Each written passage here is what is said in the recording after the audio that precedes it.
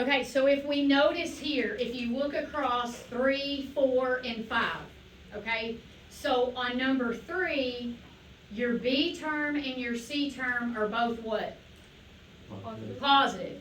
If we look at number 4, my B term is positive, but my C term is negative. And then if I look at number 5, my B term is negative and my C term is positive. Okay, so each one of these kind of represent a different circumstance in how this works. Are we okay?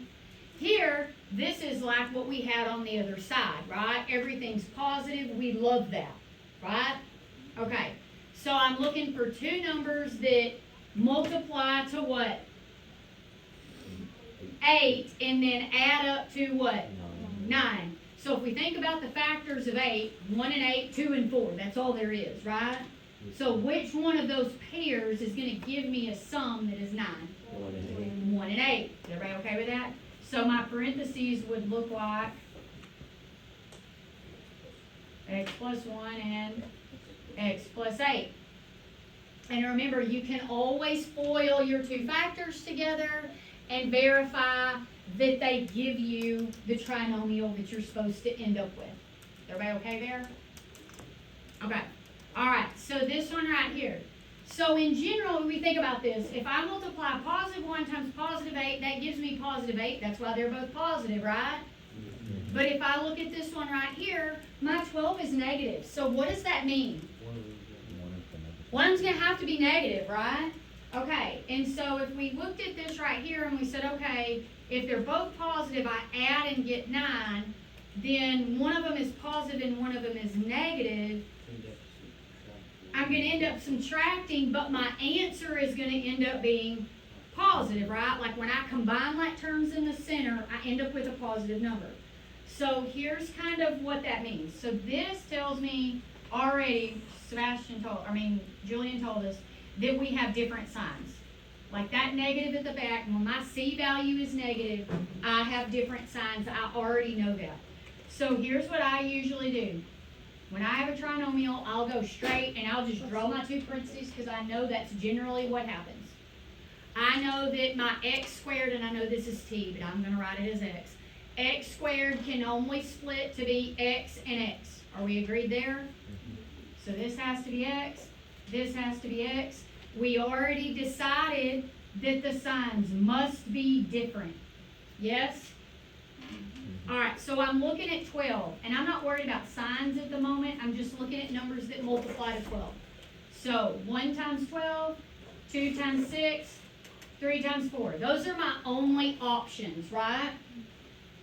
And if we're combining like terms in the middle, Julian already said, well, we're going to end up having to subtract them because the signs are different. So if I look at those pairs of numbers, which pair is going to give me a subtraction that gets me a 4? 6 and 2. Okay, so I know that it has to be this one. Agreed? So which one has to be positive in order for me to end up with positive 4? 6 has to be positive. So the 6 goes here, which means the 2 must go there. Is everybody okay with kind of how we worked through that? All right, so now we go to this one.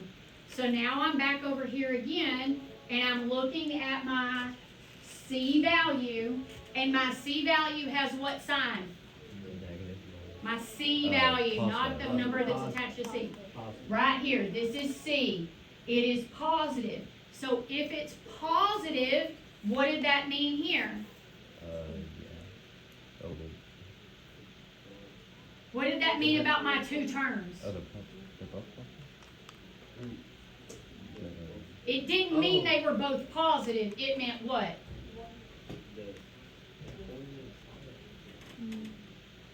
Okay. Not necessarily. Okay, so here's the deal. Pick a number. Something simple. 12. Good example. Okay, to get 12, let's use these two numbers, 2 and 6, because we just looked at them, right? 2 times 6 gives me 12. Yes? Negative 2 times negative 6 also gives me 12. So what does that mean about that number back there? They're going to multiply together. Oh, they're the same sign. They have to have the same sign. So if my C value, my number at the back, is positive, they have the same sign. It doesn't mean they're both positive. It means they have the same sign. Does everybody understand that? Here it was negative. They had to have different signs because the only way to get a negative in multiplication is a negative times a positive, right? But to get a positive, there's always two options. Is everybody okay with that? So I know they have the same sign. However, when I put them together, when I do my combined like terms in the center, my answer has to be what? Negative. Are we agreed? Yes? So again, I'm going to use X and X because I like that letter. So this means that they both have to be negative because it takes two negatives multiplied together to make that 10 be positive, right? Okay. So they have to both be negative, and if they have the same sign, I get to keep them. They're just both negative, right? Here they had different signs, which means it kind of turned into a subtraction in a combined like term situation. Yes? Okay. Here, they're both negative. So what are my two numbers that I multiply together to get 10 and add them up and I get 7? 5 and 2, and they're both negative, so it's just 5 and 2. Are we okay there? Everybody all right? Okay. So now we're kind of looking at here, and it's like this. We already answered these questions in general. So what I want to look at here, it says which trinomials had a positive value of C. We already know that. It was the third one and the fifth one because we already discussed that it was positive there, right? Okay. So if my C value is positive, what does that mean about my two factors? Okay, so if C is positive, factors have the same sign.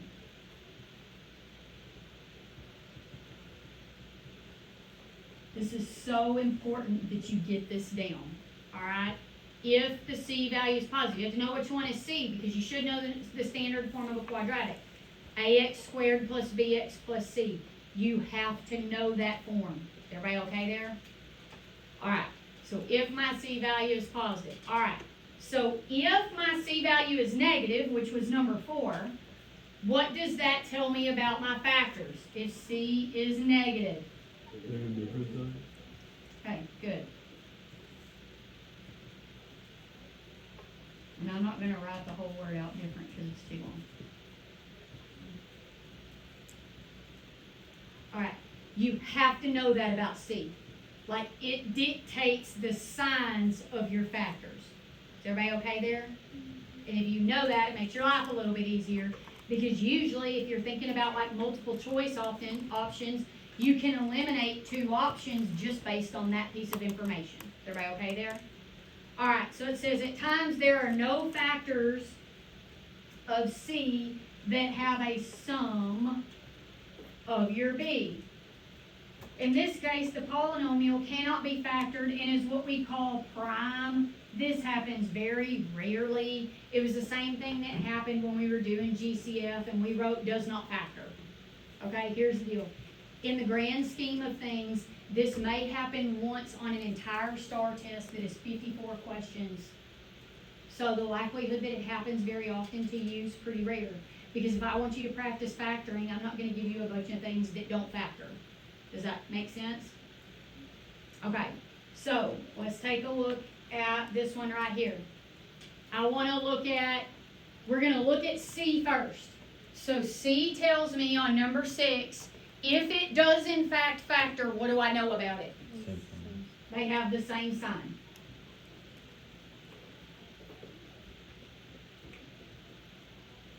Okay, and the same sign, then that sign would have to be what sign, you think?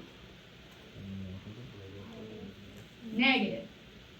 Okay, so this sign tells me that they are both negative. You are going to factor that yourself. Like you write your 2 factors there. I'll come back and get those from you in a little bit. So you know they have the same sign. You know they have both negative. You should be able to factor that from there.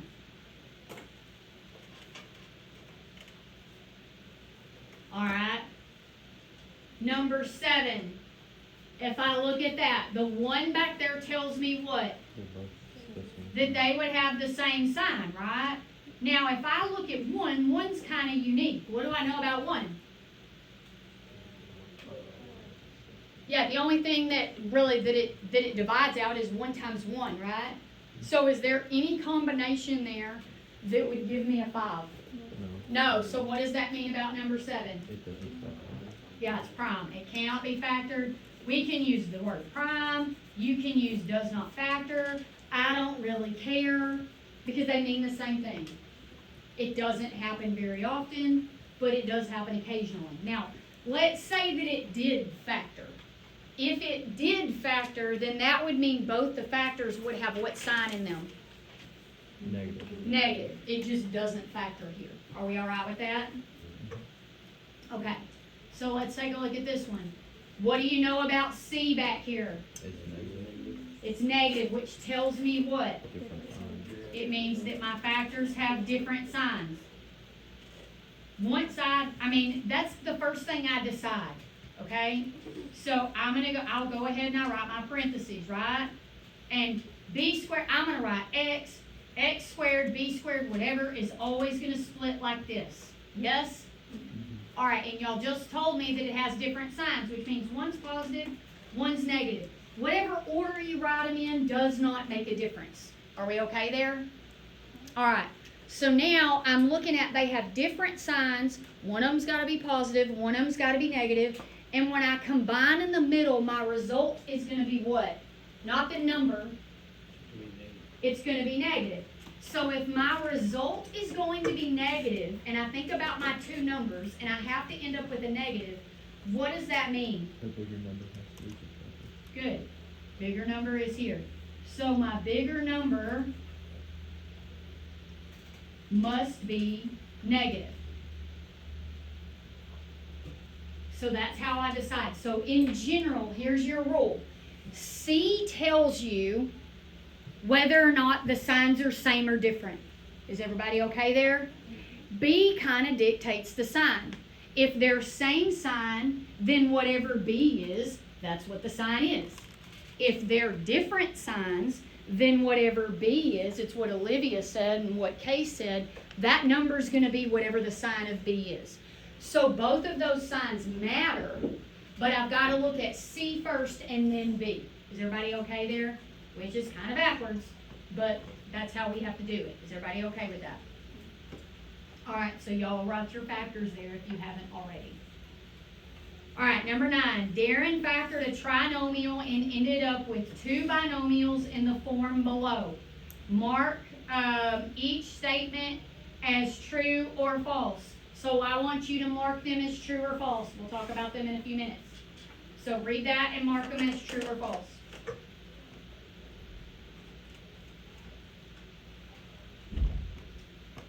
All right, number 10. The area of Mrs. Crocker's rectangular pantry floor can be expressed as x squared plus 11x plus 24. That is the area of her floor. It is a rectangle, and the area is that. Okay, they want me to find a possible expression for the length and the width. I don't care which one you call which, okay? It does not matter. But if I want to know the length and the width, what do I know about area? Huh? In general, what do you know about area of a rectangle? Yeah, length times width, side times side, right? Yes? Okay. So, because it's not a square, it's a rectangle. All right, so essentially, what do they want me to do with 11x squared, or x squared plus 11x plus 24?